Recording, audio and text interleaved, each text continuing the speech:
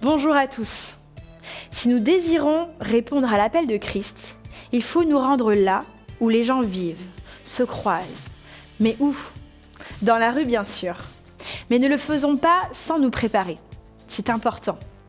C'est ce que va nous partager Lucien Marzocchi aujourd'hui. Je lui laisse la parole. Dans l'évangile de Marc, au chapitre 16 et au verset 15, je lis dans ma Bible, Jésus dit à ses disciples, « Allez par tout le monde et proclamez la bonne nouvelle à toute la création. » J'attire votre attention sur le fait que ce verset traduit un ordre de Jésus à ses disciples, pas un conseil ou une injonction facultative, mais bien un ordre. Combien d'entre nous sont-ils prêts à tout simplement lui obéir ?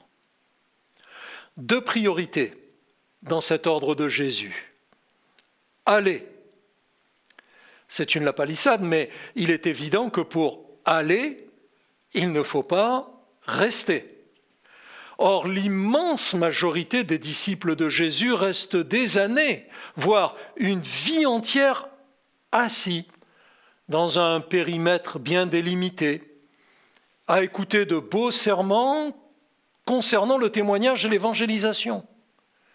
Ce faisant, ils restent aussi en marge de la volonté du Maître qui a bien dit « Allez ».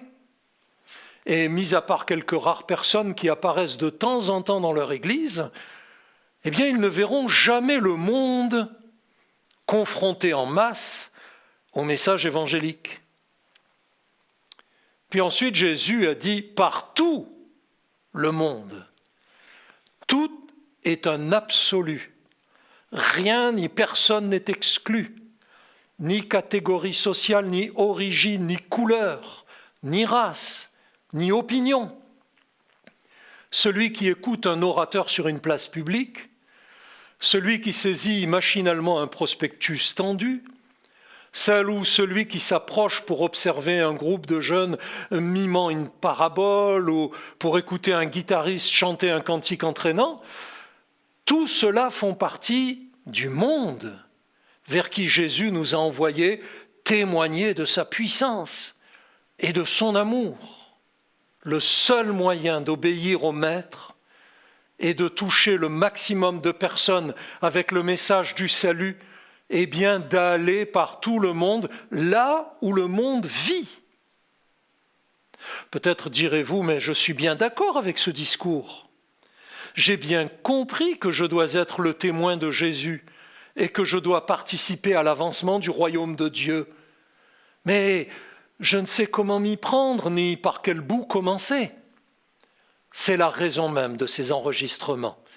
Vous aider à accomplir la grande mission que Jésus nous a confiée en partageant avec vous l'expérience de dizaines d'années de témoignages et d'ensemencement de la parole de Dieu. Voyons donc la suite.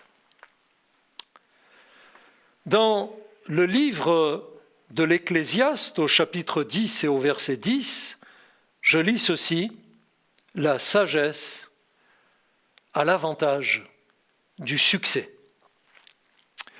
Lorsque je partage avec quelques chrétiens d'une église invitante 50 années d'expérience et de témoignages de rue, il arrive parfois que certains n'approuvent pas mes techniques et m'affirment que les leurs sont bien meilleurs. Bien sûr, je les écoute poliment, je les respecte, mais je leur demande aussi systématiquement combien de personnes nouvelles leurs méthodes d'évangélisation ont amené à l'Église. La plupart du temps, un grand silence s'installe et mes contradicteurs se retrouvent un peu embarrassés. Bien sûr, je sais que Jésus ne nous a pas appelés à être ses convertisseurs, mais ses témoins.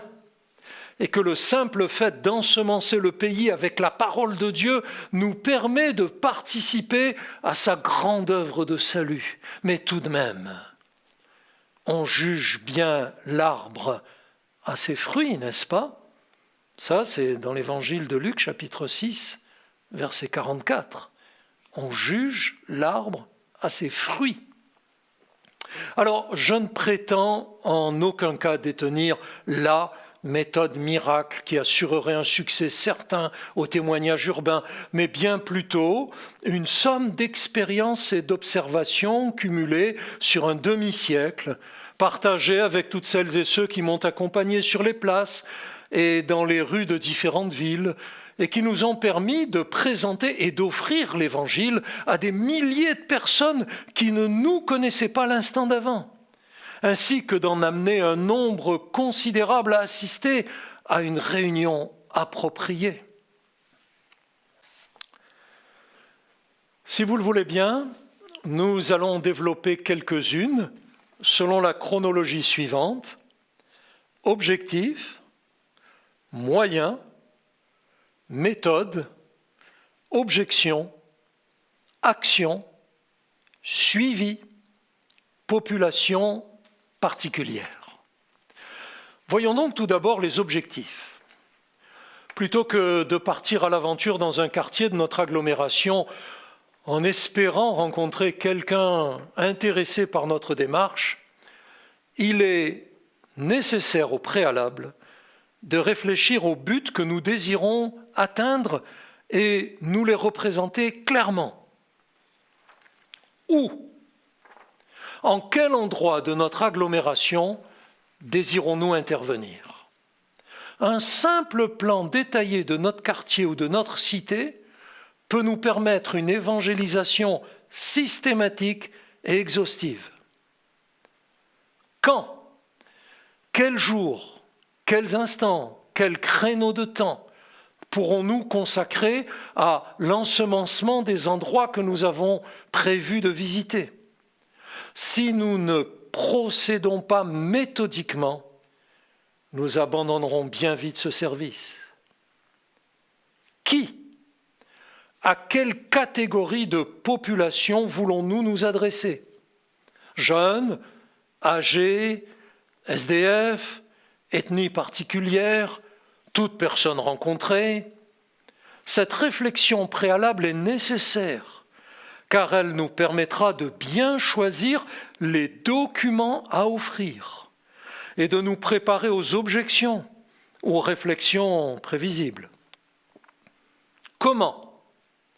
Ai-je une âme de chasseur solitaire, ou bien d'autres vont-ils se joindre à moi?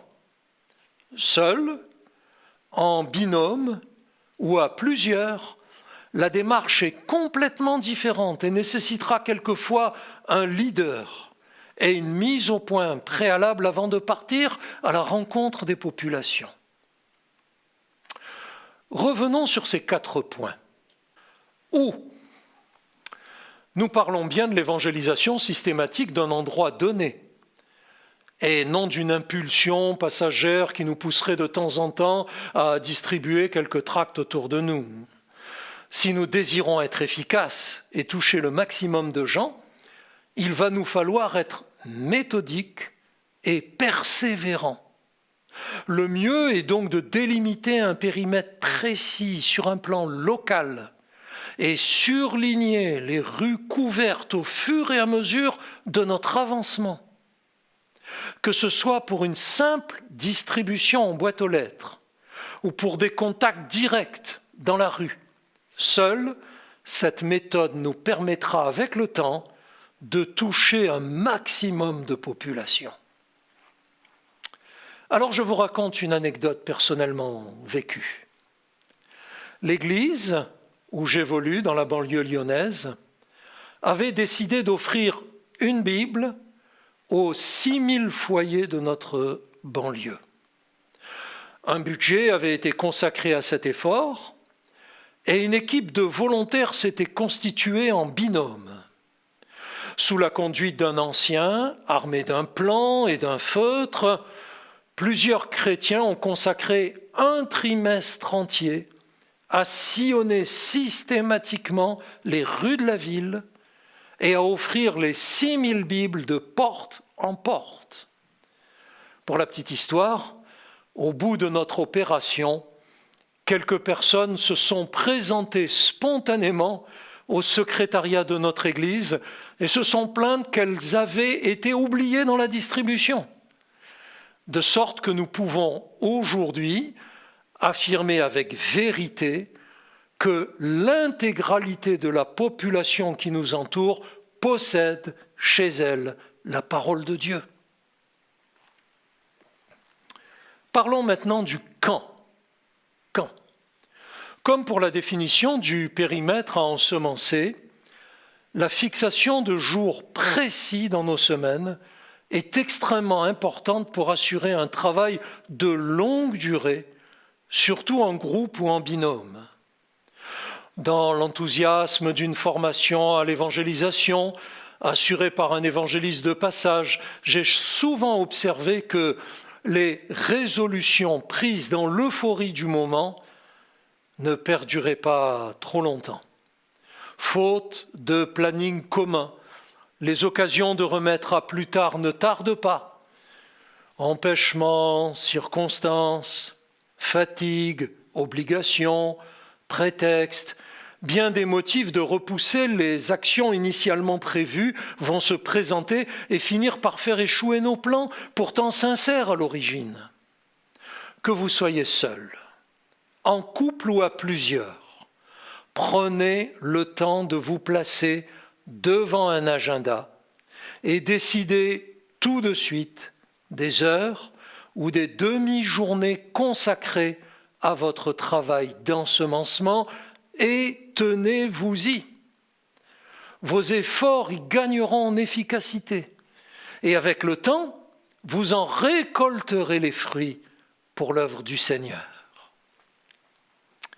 Alors une anecdote vécue pour vous encourager. Alors que j'assurais la première soirée d'une formation au témoignage de rue dans une petite église de campagne, 2 chrétiennes très timides me disent comme cela spontanément que jamais elles n'oseraient aborder des inconnus dans la rue pour leur proposer l'évangile. Alors dès le lendemain, je les ai amenées avec moi toute une matinée dans la rue. À ce jour, plusieurs années après cette mémorable formation, ces 2 chrétiennes courageuses se tiennent tous les samedis matins à l'angle d'un carrefour très passager et elles distribuent là des milliers de traités évangéliques imprimés à l'adresse de leur église. Je les ai revues récemment. Plus aucune trace de timidité, mais un visage rayonnant et une progression de leur expérience chrétienne évidente pour tous. Maintenant, on en passe au qui. Qui ? Vous en ferez l'expérience comme moi lorsque nous allons à la rencontre de nos contemporains. Nous avons tous tendance à opérer des choix en fonction de nos propres a priori. Par exemple, cet homme en costume cravate est trop impressionnant. Cette dame avec 2 cabas et une poussette est trop occupée. Ce jeune avec ses écouteurs n'est pas concerné. Cet étranger a sa propre religion. Moult occasions et prétextes pour exclure certaines catégories de notre démarche. Si nous ne voulons pas ignorer trop de passants lors de nos sorties, la solution consiste à bien réfléchir avant de nous aventurer dans la rue au genre de personnes que nous allons évangéliser. Je connais des jeunes qui vont 2 par 2 à la rencontre d'autres jeunes. Je connais un frère maghrébin qui sillonne tout seul les rues à la rencontre de ses coreligionnaires. Je connais des binômes féminins qui vont à la rencontre d'autres dames. Et je connais quantité de frères et de sœurs en Christ qui ne font aucune différence et qui s'adressent à tous les passants qu'ils peuvent aborder. Mais réfléchissez-y. pour ne pas être handicapé par d'éventuelles idées préconçues et exclure certaines personnes du témoignage évangélique, définissez bien en amont qui vous désirez évangéliser et tenez-vous-y. Une anecdote à ce sujet. À la suite de mon éducation, j'ai toujours eu beaucoup de mal à aborder une femme seule, malgré mes excellentes intentions. Ce jour-là, je parcourais les allées d'un parc, un grand parc, avec quelques flyers à la main, et je me retrouve à proximité d'une dame assise seule sur un banc, en surveillant son petit chien qui s'ébat plus loin. Vainquant ma réserve naturelle, je m'assieds à l'autre extrémité du banc et je m'enhardis à faire une remarque amusée sur le mignon petit chien. Il s'avérera que cette dame est un des plus hauts magistrats du pays et qu'elle entamera avec moi une conversation sur la foi durant plus d'1 heure. Et j'ai failli passer mon chemin sans lui parler. Personnellement, et malgré certaines réticences, je m'adresse à tout le monde lorsque je tente de diffuser le message chrétien. Et le Seigneur m'a souvent donné d'excellentes leçons à ce sujet. Comment ? Parce qu'il y a un comment. La diffusion du message évangélique peut s'opérer de diverses façons. Distribution régulière dans les boîtes aux lettres d'un prospectus comportant l'adresse et les horaires des réunions de l'Église. Distribution de traités directement de la main à la main. Invitation systématique pour une conférence ou une série de réunions exceptionnelles. Tentative de dialogue spontané concernant la foi, etc., etc. Pour parvenir à vos fins, vous pouvez choisir d'être seul ou bien vous associer avec un frère ou une sœur de l'Église, voire de former un groupe capable d'interpeller les passants de votre agglomération. Mais pour cela, il vous faudra bien poser les règles du jeu avant de passer à l'action. Qui fait quoi ? Responsabiliser chacun selon ses talents particuliers. Parler tour à tour, l'autre priant et n'intervenant que si le premier perd pied. Qui est chargé de l'approvisionnement en littérature ? Qui les tamponne à l'adresse de l'Église ? Qui tient le plan urbain à jour ? Etc. Pour ne pas perdre de temps en cafouillage ou trouver des occasions de vous décourager, soyez méthodique et précis. Vous y gagnerez tellement en efficacité. Et c'est toujours dans le but de vous encourager que je vous apporte des anecdotes personnellement vécues.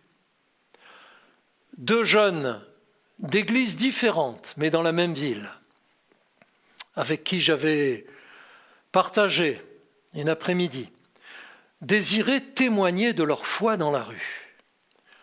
Alors, l'un savait jouer de la guitare et l'autre savait dessiner rapidement de beaux paysages.